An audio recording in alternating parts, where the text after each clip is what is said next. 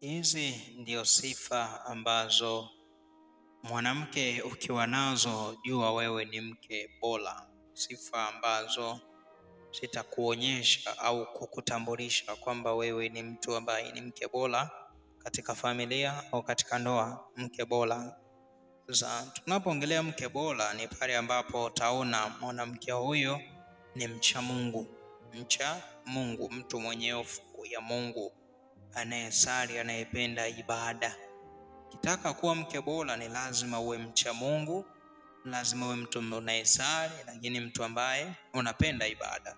Hilo ni jambo kubwa sana na ni jambo la muhimu sana katika maisha ya ndoa. Mke ukimpata mcha Mungu, ndoa inakuwepo na usalama mkubwa zaidi kuliko kumpata mke ambaye hamjui Mungu, ametawaliwa na roho za kidunia. Sasa mwanamke ili uweze kuwa mke bora ni lazima uwe mwanamke mwenye upendo na huruma.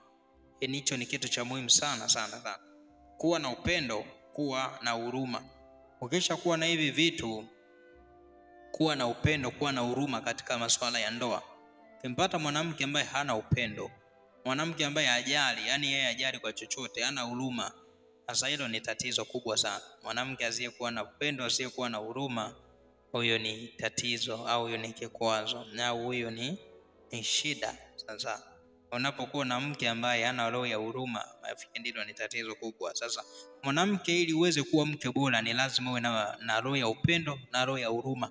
Ulizingatia hilo na Mungu atakubariki. Lakini jambo ambalo pia ni kubwa na la baraka zaidi katika ndoa kwa mwanamke, ili uweze kuwa mke bora, unahitaji kuwa mtu ambaye ni mtiifu kwa mumeo, mtiifu kwa mume wako. Tunapoongelea kuwa mtiifu, manake kuwa mtiifu kwa kila kitu, kwa kila kitu ambacho mwanaume wako anakupa maelekezo.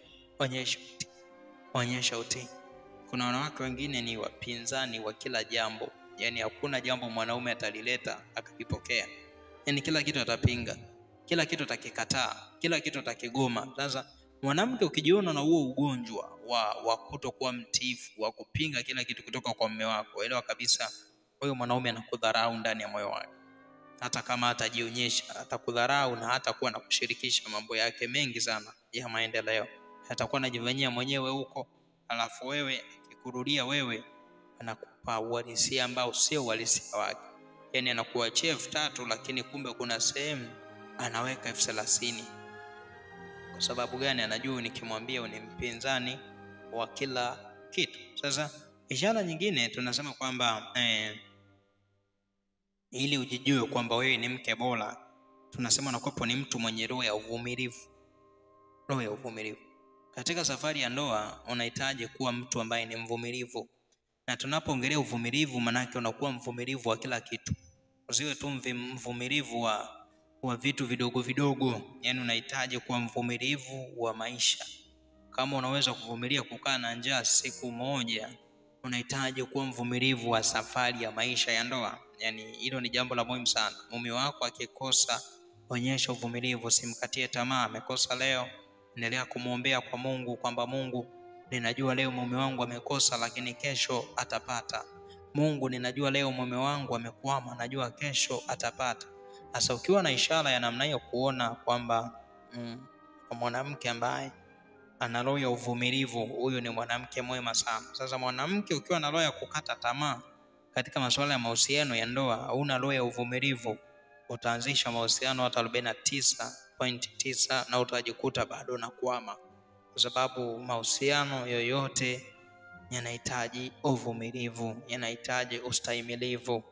Lakini ili uweze kuwa mke bora katika ndoa, kitu ambacho pia unakihitaji cha muhimu sana, unahitaji ujiheshimu na kujitunza.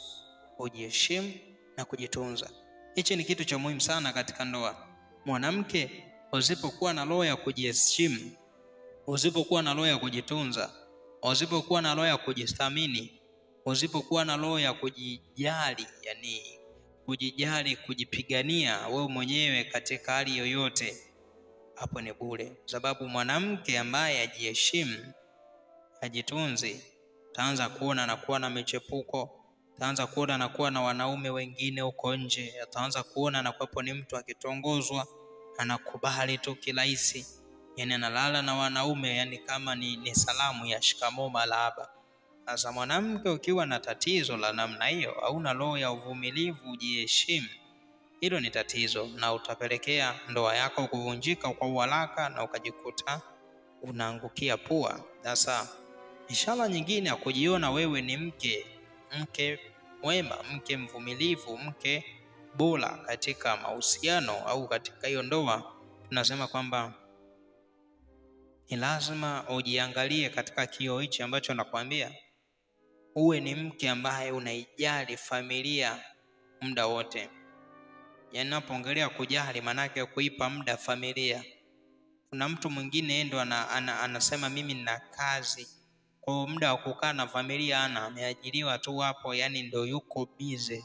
Sio Jumatatu, sio Jumanne, sio Jumatano, sio Alhamisi, sio Ijumaa, sio Jumamosi, sio Jumapili, sio mwisho wa mwezi. Muda wote ajali watoto, ajali nyumba, mjali mume wake.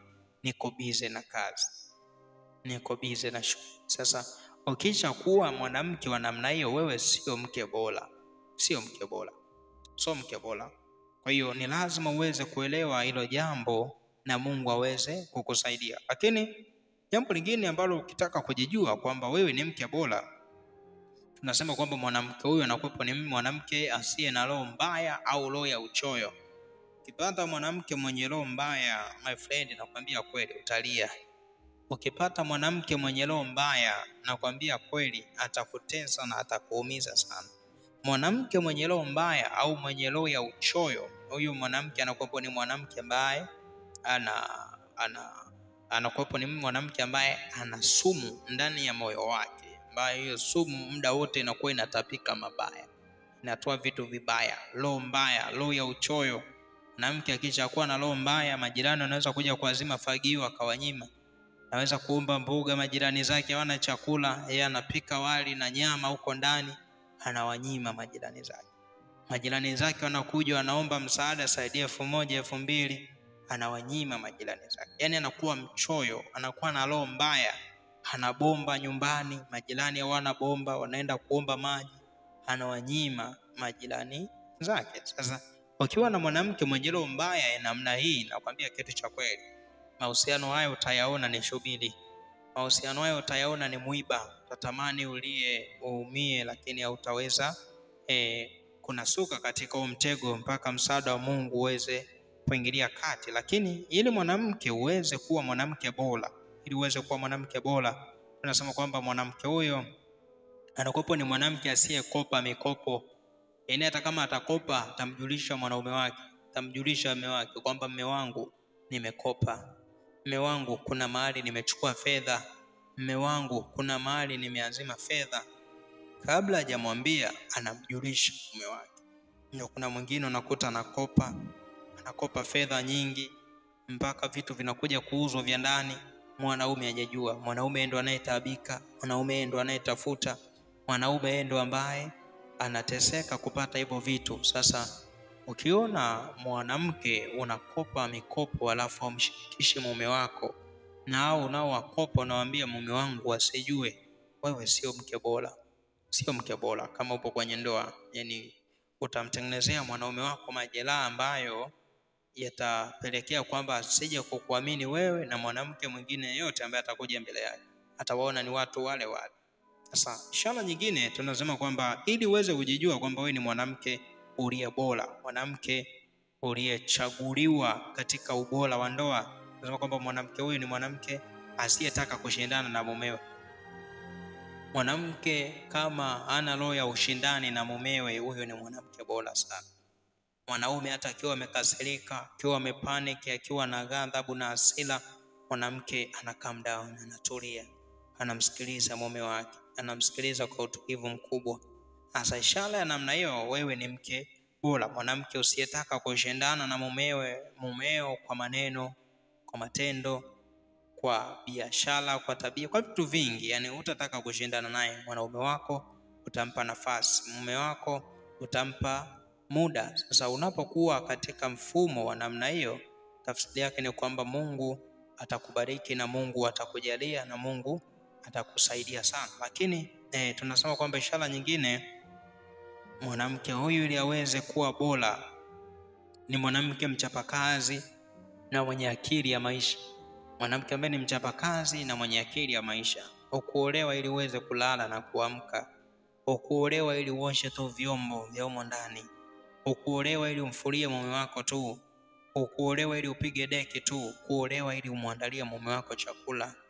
Uliolewa uchape kazi, ushirikiane na mume wako, msaidiane, mjenge maisha.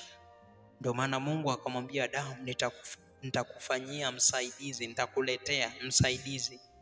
Maana ya msaidizi manake kama mimi nimechoka uweze kunisaidia nilipochoka. Kama mimi ninafanya kitu fulani uweze kunisaidia tufanye kwa pamoja ili tuweze kuvuka.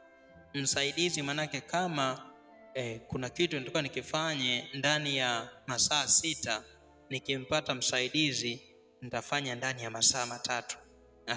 Kama wewe ni mke bora, unakuwa ni mwanamke mwenye akili na mchapakazi. Hilo ni jambo la muhimu sana. Lakini ili uweze kujijua pia kwamba mimi ni mwanamke bora mahali popote pale ulipo, kitu ambacho nitakojiangalie ni kwamba unakuwa ni mwanamke mwenye kauli safi na maneno matamu. Ukijiona ndani yako na kauli safi, mwanamke ndani yako na kauli yenye maneno matamu na kauli yenye mvuto, hiyo ni ishara nzuri sana. Ni ishara nzuri hiyo. Nake ni kwamba wewe ni mke bora, mwanamke safi na mwenye maneno mazuri. Ninapoongelea maneno matamu, naongelea maneno mazuri ambayo mwanaume wako yanamlovya roho, yanamfanya hata akiwa mbali awe na kuanza, awe natamani kuona uwepo wako muda wote. Sasa hizo zote ni ishara za ushindi na ni ishara za baraka na kibali. Kwa hiyo kila mwanamke unajiona una hizo ishara au una hizo dalili, elewa kabisa kwamba wewe ni wife material, wewe ni mke bora. Mungu akutunze, Mungu akubariki. Jambo la kuzingatia, hapo chini ya video yetu kuna maandishi yameandikwa subscribe. Ninaomba bonyeza alama ya subscribe kuwa wa kwanza kupata mafundisho yetu katika channel hii. Lakini ukihitaji msaada wa kiroho katika madhabahu yetu tukufu, namba zetu za WhatsApp ziko hapo. Ninakutakia wakati mwema. Shalom shalom. Maranatha. Asante sana.